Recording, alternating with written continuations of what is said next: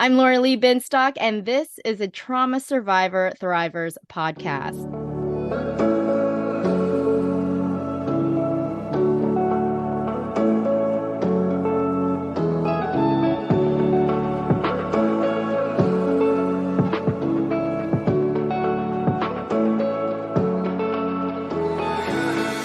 Welcome. Thank you so much for joining us for a Trauma Survivor Thrivers podcast, now on Mental Health News Radio Network. This podcast is also available wherever you get your podcasts, but I do suggest checking out Mental Health News Radio Network to find all your podcasts related to mental health. Today's guest is Christina Wood, CEO and founder of Wood's Hypnotherapy and Coaching. Christina is a licensed rapid transformational therapist, clinical hypnotherapist, empowerment coach, and Reiki master. She combines her background in corporate leadership along with her life experiences in dealing with trauma and abandonment to empower other women to trust their intuition and set themselves free of self-doubt. Christina, thank you so much for joining me today. Oh, thank you. I'm really, really excited to be here. Well, you are a rapid transformational therapist. I don't think I've heard that term. Could you tell me what that is and how you got into this work? Sure, it's a mouthful. You can even call it RTT for short. That's what I do. But this is actually my second career. I had a 30-year corporate career, as you mentioned in your introduction. And rapid transformational therapy is a method of hypnotherapy. And I found it throughout my healing journey. And I'll share a little bit about that. But as I was on my healing journey, most of it I actually buried until I was about 50 years old. So most of my trauma, childhood trauma, the most robust healing, I would say, when I really dove in was as I was approaching 50, and a lot of my life started unraveling, and I went through a big divorce and decided to leave my career. I became an empty nester, and it was me and the dog, and it was, oh wow, there's some things these feelings are really, really, these are different, what's coming up. And I started remembering things. And at that point on my healing journey, I came across hypnotherapy, and it really, really made a big difference in how I felt. And I was able to get to the root. So rapid transformational therapy, the type and method is, it goes beyond just affirmations and saying words, because those are very powerful as well. But with RTT, we get to the very root, the very cause of why do we have a belief in the first place. So yes, we can say, yes, I had that trauma, or I had that moment, or yes, my parents got divorced, or I was in a traumatic car accident, so now I know I'm afraid of driving. So we have these moments, but what we don't always understand is what is the meaning we attached to those moments. And we know now, right? And the work that you do, and the great work of sharing, there's so many different modalities of, big trauma, little trauma. We can be picked up from soccer practice late a few times, and the meaning we attach is mom and dad like my brother and sister more than me. So what is the meaning we attach? So we find out the root cause, and we have a way with our subconscious mind of interrupting that belief and creating a new belief, the truth. And through hypnotherapy and really repeating over and over the new belief, we literally can make a new belief familiar. Our mind is so incredible. Its primary purpose is to keep us safe and alive, and it really doesn't care if the belief is right or wrong, or good or bad, or even true or false. And our subconscious doesn't know how old we are. So I look at it as RTT allows us to go in, find the root cause, and upgrade our subconscious, just like we upgrade our phone or my iPad. It's so Zoom, it's so annoying sometimes, right? But we need to upgrade our beliefs, because so often it's stuck like a record playing over a moment where I believed something in that moment was my truth or someone's truth. But now that's not the case anymore. And so RTT allows us to rewire and recode in the truth, and that you are safe now, or you have different resources and coping skills, or that was really never about you. That was actually about something else. And through RTT hypnotherapy, we do that very quick. Rapid is part of the acronym there because it's very effective. And sometimes between 1 and 3 sessions, certainly sometimes more, depending on the depth of what someone's working on. But it's this dialogue that we're having with the subconscious, which is so powerful.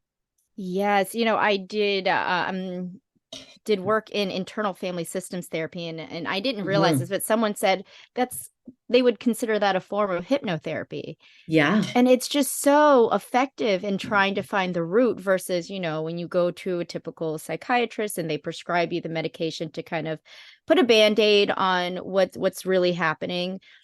And it's really just going deep in and finding the root cause of it is where the real work is. And Sure. so that's amazing. And so I love that idea of rapid transformational therapy because people want help now, and they, you know, when I was in treatment, I had to go to residential treatment for 31 days, and they were doing all these different modalities where they're like, Hmm. you're only here for 2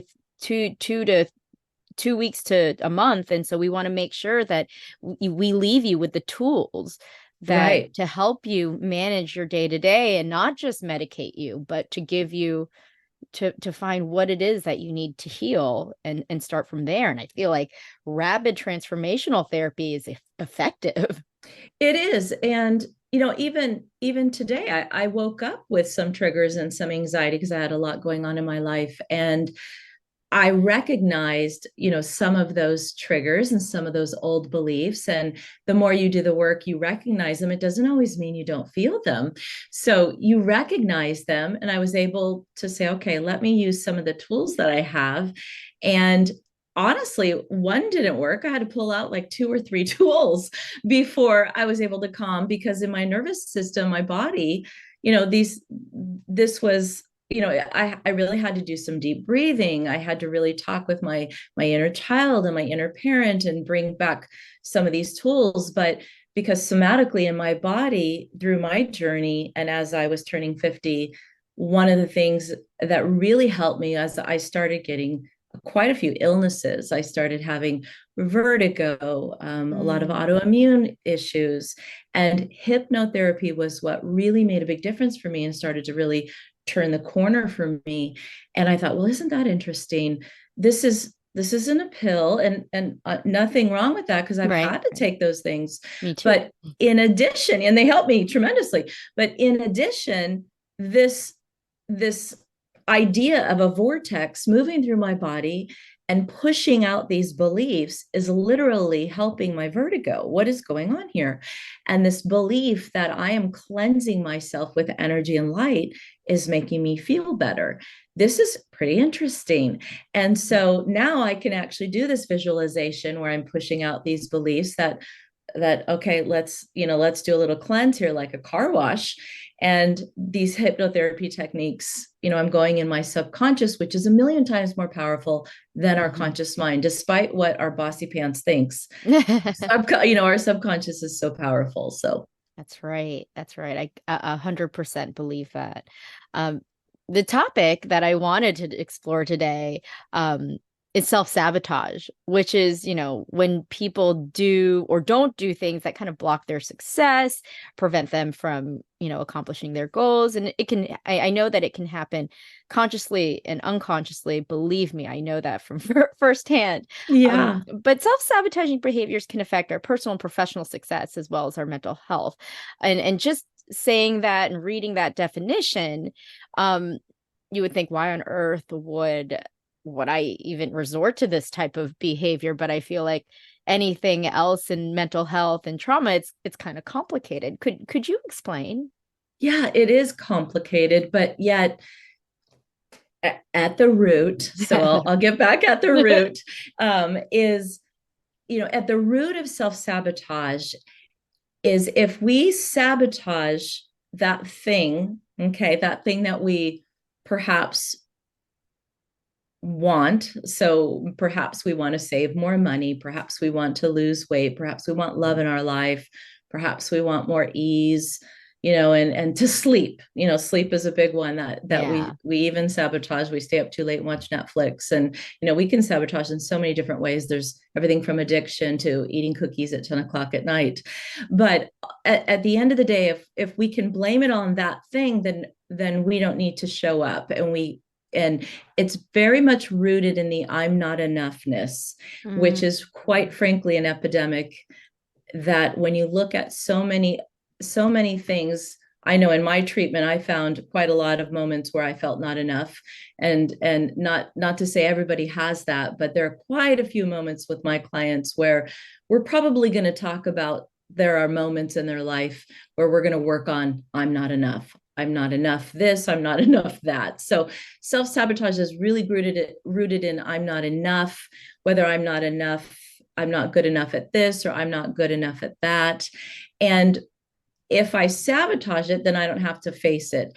And one of the greatest fears in all of us is rejection, because we have this innate desire and need to feel connected. And our primal primitive brain will do everything and anything to avoid rejection. And so when we feel and look at sabotage, what we're really doing is we're saying I'm going to do this thing instead of the possibility that I might be rejected. So rather than do that thing, rather than lose weight and actually perhaps attract the love of my life and then have my heart break, or perhaps do that thing at work that might put me in position to be promoted, and then what if that doesn't work out, or what if then I'm away from my kids too much and then I'm a really bad mom, or there's so many layers that it gets to. But when we really start digging, that's typically where it goes. Is, see, our mind can't be in two lanes. So always at the root of self-sabotage is our mind will have two conflicting beliefs. It's like, I want that thing, and then there's another voice in there that says, yeah, but if I get that thing, there's this other voice that says, yeah, but there's this other part. And our mind doesn't understand two conflicting beliefs. They cancel one another out. And so the I'm not enough this, I'm not enough, or I'm different, or I'm not lovable, or one of those core beliefs really just sabotages the thing that we want. So many times I will have clients say, I want to retire in 5 years. But the more I work, I'm just away from my kids, and then I'm a terrible mom. Or we're in two lanes here. Right. So what we need to do is we need to talk to the part and make a promise to the part that feels like, all right, if you strive for that thing, what do they feel like they're going to lose out on? So, for example, a promise, I know that a promise that I have to make to my part is, I'll often say, all right, if I'm going to relax, because my survival was based on having to really do too much at a young age. The oldest of four, single mom, really just had too much responsibility. So I really turned into the good girl overachiever. If I'm an overachiever, everything's going to be fine, and no one will know what's going on at home. And I did that for most of my life, and it worked until it didn't work. And so that overachiever part of me will come out now. And what it did was fried my nervous system, my adrenal glands, so many other parts of my life, took away so many special moments with my family and my children. And when I want to have balance in my life, this other overachiever part will come in and sabotage it and say, oh, no, if you're not hustling and working, your whole career might collapse. And then what? You're not going to have enough money to feed your family. So even making a promise like, well, if having balance in my life means that my business will fall apart and I won't have any clients, then I'm not going to do it. Don't worry. If it's not safe, I won't do it. So you almost were negotiating with these parts. But if it means that I actually get to relax and enjoy my loved ones and enjoy these special moments and refuel and re-energize myself, then yeah, I'm going to do it. And you'll be surprised that part of us just needs to hear and know and make a promise. So another example might be if, if taking time out for yourself means that you're going to be a bad mom, well, then you're right. Don't do it. You'd rather be there for your kid, be there for your kids and not go get your nails done. All right. But if it means that you actually get to do something for yourself and feel good about how you feel in your body, and maybe spend some time with a partner or just with some girlfriends, and that allows you then to have the patience for your 2-year-old, well then yeah, I'm going to do it. And that part of you can go, oh, okay, wait a second here. So sabotage is rooted in so many things, but oftentimes it's these two voices inside. And so I've gone in a few different directions, and there's so many different tools I can share, but it's so often rooted in what are we saying to ourselves that keeps that sabotage going, and the belief behind it. Because like you said in the beginning, there's so many layers to it. Right. I mean, I have to say it was really my go-to maladaptive coping skill, coping Mm-hmm. mechanism. Um, but how do we recognize it? Because I feel like if I didn't build in that awareness from my own treatment, from when I was struggling, and I that was like something that I actually had to learn in residential treatment. But how do we recognize it? Just people going about their day, recognizing it, and being able to break that cycle. Yeah, I think, I think just even acknowledging that you need to recognize it, right? So just what are the patterns? Let's be honest. We don't need to tell anyone at first. We don't need to do anything, but having those moments, like why is that going on, these repetitive moments? I'll give an example where we get curious. I invite people to get curious about the patterns in their life that they don't feel good about, or they don't feel comfortable, or don't feel like they're in their flow, or aren't making them happy, or don't feel comfortable, or feel forced. And certainly they want to stop. Or when we start beating ourselves up about something, gosh, I'm just so lazy, or I can't finish that. I used to beat myself up about being a procrastinator. And until I realized I was very afraid of being visible. And so that was my tool. Let me procrastinate and not do it. Then I don't have to Hmm. be visible. So, Yeah. I just don't have to show up. I'm just going to wait till the last minute, and then, okay, yeah, no, I have to do it. And once I got past that, but I think being curious about it, and once you're curious, let's go back and also noticing the feelings, because so often with sabotage, a pattern is that we're just simply disconnecting from our feelings. We're dissociating from our feelings. And with your conscious and our subconscious mind, our with trauma in particular, a big coping mechanism, like you said, is to sabotage something instead of actually feeling what's around, what really either happened, or a genuine feeling that is meant to be felt, and allowing ourselves and holding ourselves and getting the support that we need, and realizing, yes, it might be uncomfortable to feel that feeling, but once we move through that feeling and get the support on the other side of it, is coping skills and tools and resources where you're not resorting to sabotage to get through it. Instead, you're actually feeling the feeling. So, and I just listened to an episode where someone talked about feeling the feeling. I think it was the last episode before me, and I thought, yes, that's exactly. I mean, we've all heard "name it to tame it," which Mm. just makes it sound so simple. But literally, just allowing yourself to feel it, because when feelings are uncomfortable, I'm the first person to say I don't want to feel that feeling. But honoring that feeling is so valuable, because then not only are you showing up for yourself, you're connecting to yourself. And sabotage has so much to do with just being disconnected from yourself, disconnected from your higher self, and resorting to something else to get by. I saw this meme on, I think it was Instagram, and it said many of us trade um short-term discomfort for long-term dysfunction. And I was like, yes, that is so true. Why do we do that? And Yeah.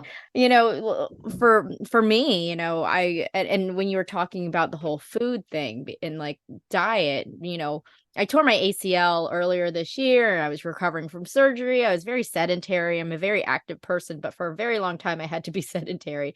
So I That's couldn't fit hard. in my clothes. And then I was like, I'm gonna watch what I eat. But then Halloween came and I was like, I just can't. Yeah, yeah, And I was just like, yeah. I have all this candy in front of me, my kids don't eat this candy, and I just couldn't stop. And I'm like, oh, whatever, it's fine. It's fine. It'll be fine. And then afterwards I felt bad. And that was when I was like, I realized I was like, I just completely sabotaged because I had been doing really well for a good while.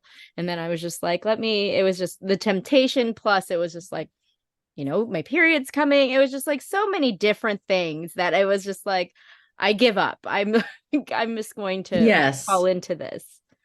Yeah. And, one of the things about sabotage that often happens is you ask me what people can do or note to notice and just get curious about what you're saying to yourself, Mm. because the words that we say and the images that we give our mind either support that sabotage or help you move in a different direction. Your mind responds to the words and images you give it. Again, whether they're true or not, right or wrong, it really doesn't freaking matter. It's going to say, oh, you think this is killing you? We say these very dramatic things like, Right. I'm going to die if I have to do this again. These kids are killing me. My head feels like a truck ran over it.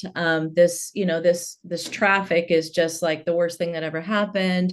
My gut feels like an explosion. We have these very visceral words that we use, and our body is responding.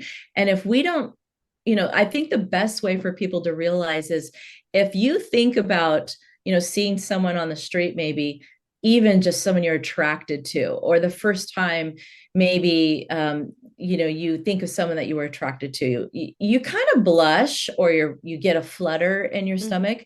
It's just a thought. Our thoughts literally create a physical reaction in our body.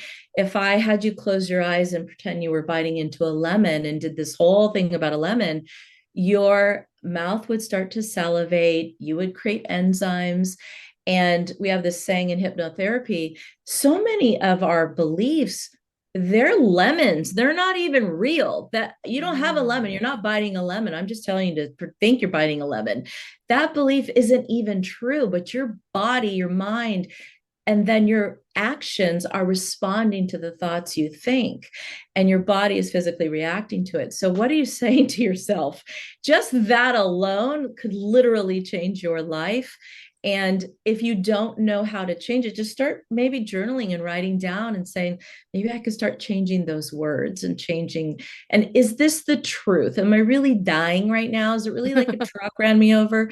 Saying words like, this is a little blip in my life right now, or this is uncomfortable, or this isn't the best, but by the weekend I'll be able to sleep and catch up on my rest, or this is an unfortunate situation and Mm. I'm going to have to call some friends and talk it through. And we do have such incredible coping skills and perseverance when we think about it, but we get ourselves in quite a tizzy. Yeah, I think that is very interesting that what you just said about how we just like it made me think about my daughter, like when she's like, oh, that's so disgusting, I'm gonna throw up, and then she actually starts gagging. How Right. do we stop that? Just, Right. I mean, how do you train someone if that's like it's like a physical thing? Like, how do you interrupt that? Like they're going, well, with kids they're so responsive and easy, but yeah, even they mirror what we do, but you know even showing this thing that our beliefs, our thoughts, our beliefs turn into our thoughts, turn into our actions, turn into our events. But, even just saying, is that true? Is that, let's talk about that. Like, what's another way? How do you really feel? Tell me what it feels like. Where in your body? What does it feel like? Oh, it feels like, and they start to say it feels like this, or it feels like butterflies, or it feels like it's tight in my throat. Okay, well, that's, let's describe what it really is.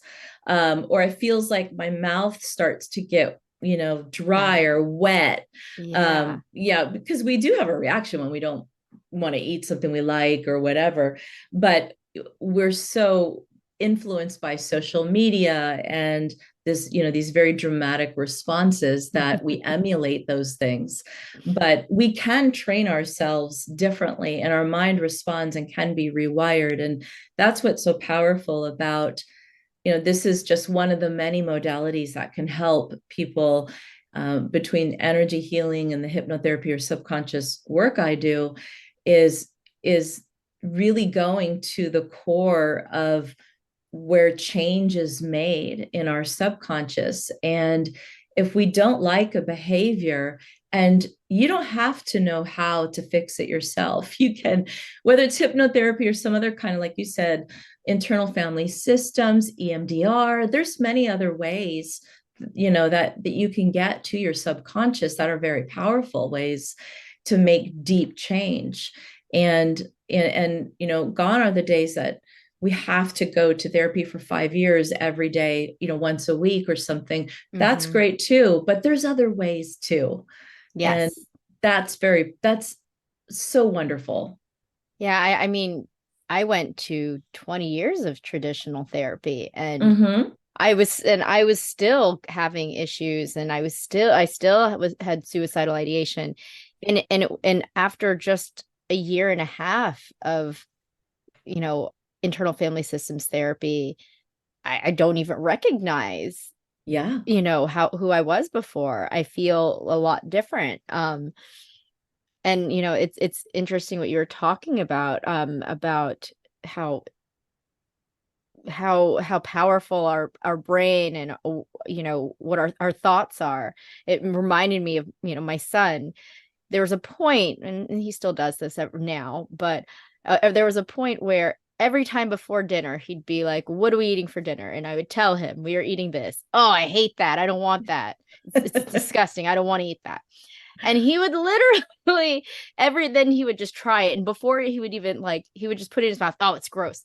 So I told him for because this was really frustrating. It was like I was Sure, I losing bet. my mind for the Yeah. longest time, and I was like, how about before dinner you get really excited about what we're eating? Maybe just say, "Oh, I'm so excited to try that."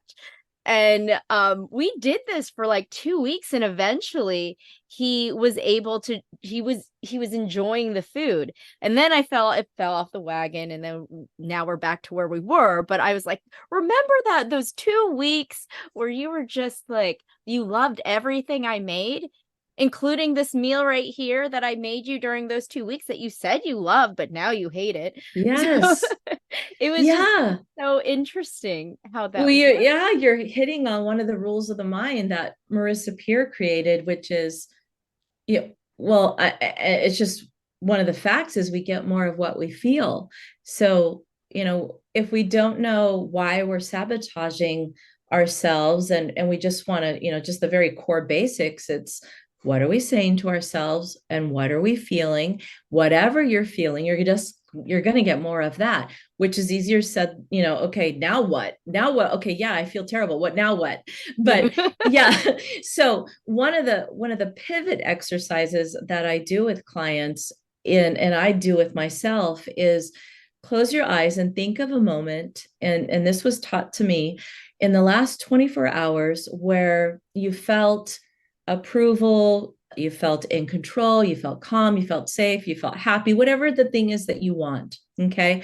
And just think of a moment. You might have to go back a couple days, just a little moment. It might be petting your dog, it might be walking, and you see a leaf that was pretty. It doesn't even need to be a profound moment. It could be cooking stir fry or something. And you just feel that moment and let that moment move through your body like a gentle breeze. You can do this with kids. You can do it with anyone who's never done any kind of work. We've all have a moment, and allow our body to go back and feel it. Because remember, our cells have a carbon memory, and Joe Dispenza's work talks a lot about that. And that habit, breaking the habit of being ourselves, where we get so frustrated. Why am I not healing fast enough? But this takes us back to a moment when we felt happy and calm, and remind our little happy cells, okay, this is what I felt. Ooh, I'm petting my dog. I feel so calm. I feel safe, because pets do that to us. We can feel pretty good pretty quick, our children. And then go back and think about that thing that was making you feel agitated or sad. And just that bringing you back to the feeling of peace and calm or happiness. Now saying, okay, now I got to go talk to so and so about that thing, or now I got to go talk to my kid about dinner or whatever. You have a different energy about you, and you will have a different energetic exchange or a different vibration about you, because you're coming from a different place, and your cells will remember, but you get more of what you feel, because every thought you think and every word you say, it forms a blueprint, and then your mind's job is just to go find evidence to match that blueprint. But what's the blueprint? You get to decide what the blueprint is. And when we don't know, like, okay, great, I want to feel better, but I can't, just think of a moment, let it blow through you. Okay, yeah, that feels good. Okay, I have a little bit of a different blueprint now. Now I could go be that match. And that's a very quick pivot exercise. Wow, that is so fascinating. That I'm gonna actually try that. I love these shows when I insert my children's experiences, and Yeah. I get tidbits of things that I can work with my kids about with, and I feel like that's one of them. Um and so Yeah, that's it's a wonderful. quickie. It's great. Yeah, you can do it anywhere. Wow. Well, is there anything else that I have not covered? Because I think there's a lot to talk about when it comes to Reiki and, energy and hypno and your subconscious. Is there Yeah. anything that I haven't touched on that you think is so important for our listeners um, to understand? I just always want people to understand how very powerful they are in terms of being able to heal and move past difficult feelings and difficult moments. And it often doesn't feel like that when you're in it.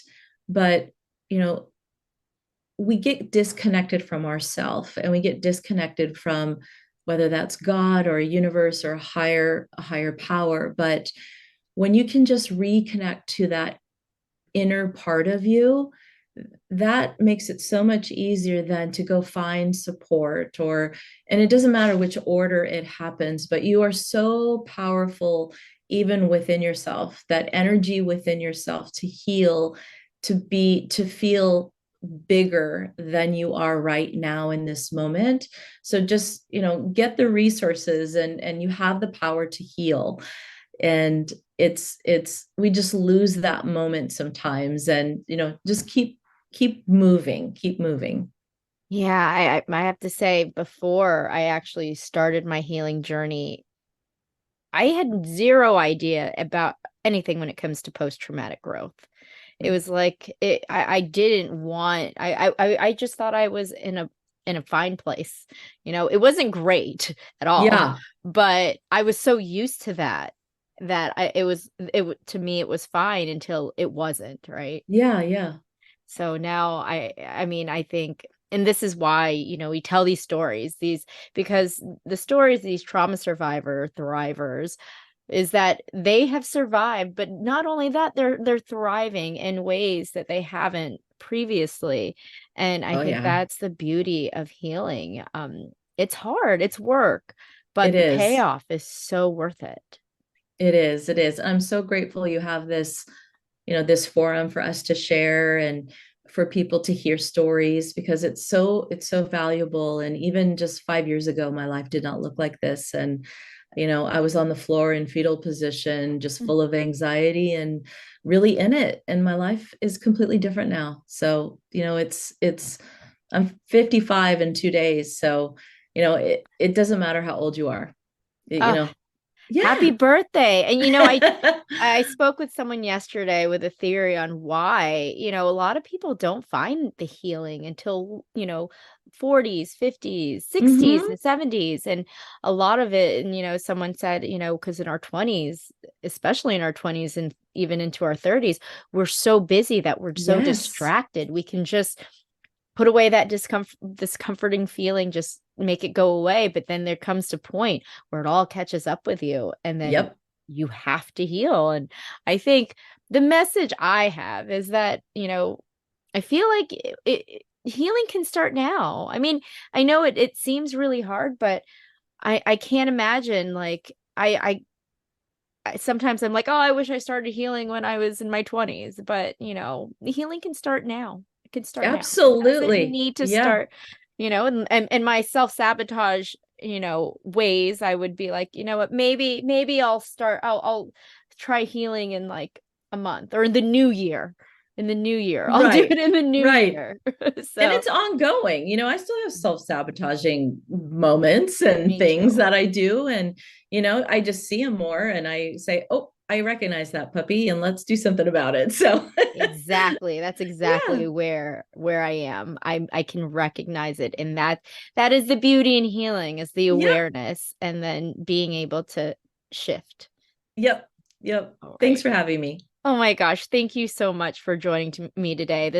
Your just the wisdom. I really appreciate it, especially talking about self-sabotage, because, like I said, this is a topic that I haven't really talked about with somebody, but I feel like everyone does it. You're Everyone. right. You're right. Thanks. Thanks again. Thank you. That was Christina Woods, CEO and founder of Woods Hypnotherapy and Coaching. For more information on her, check out the show notes.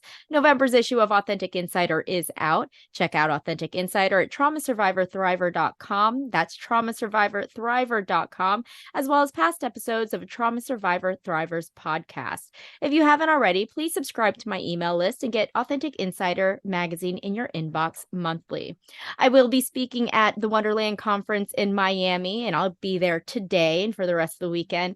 It's the premier global event for psychedelics, mental health, and longevity. If you're looking for discounted tickets, check out the show notes for the link and use Lori Lee 20 for your promo code. We will be back next week when I speak with victims of abuse advocate and author of Sheltered But Not Protected, Justin Woodbury, when we discuss his story of abuse in a cult-like church and exposing his abuser. You've been listening to a Trauma Survivor Thrivers podcast. I'm Lori Lee Binstock. Thank you for being a part of the conversation. Take care.